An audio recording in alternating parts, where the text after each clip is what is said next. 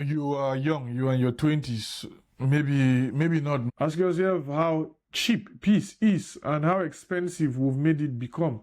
Ask yourself and tell yourself, in a very short period into the future, what side do you want to become? What side do you want to belong? The calm of the oppressors or the calm of the oppressed?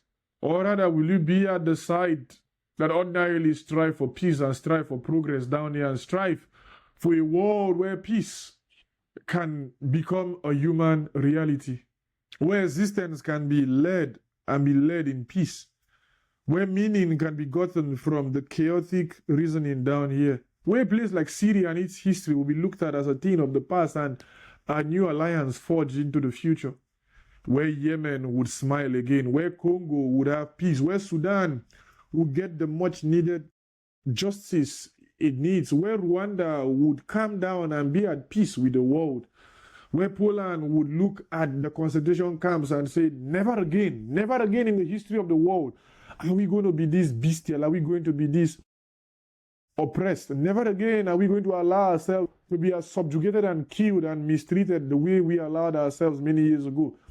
So that the Germans will look at themselves and say, oh, our ancestors did terrible things. So that the Russians will tell themselves, this imperialism has to stop. This unnecessary and unbridled killing has to be a thing of the past, and we are ready to learn. So that we have an Islamic religion where people ordinarily don't attribute it to the conquest it did many years ago, so that Catholicism and Christianity will not be looked at from the lens of the Crusades and will be looked at from the lens of what ordinarily ought to be looked at.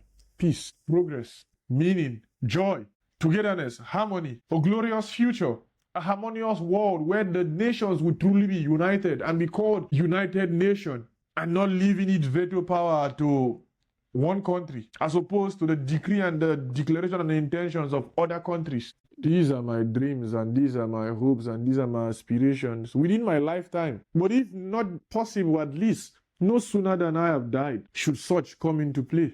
Should such become the reality of the world. Because the world as we have it and the whole idea of geopolitics and the way we get to play it at the moment is indeed demanding.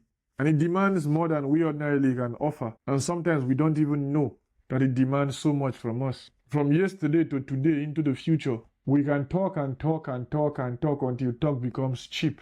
But until we realize the fact that we must start learning from history, we must start charting our course in the right direction, else we labor in vain, else we kill ourselves unnecessarily.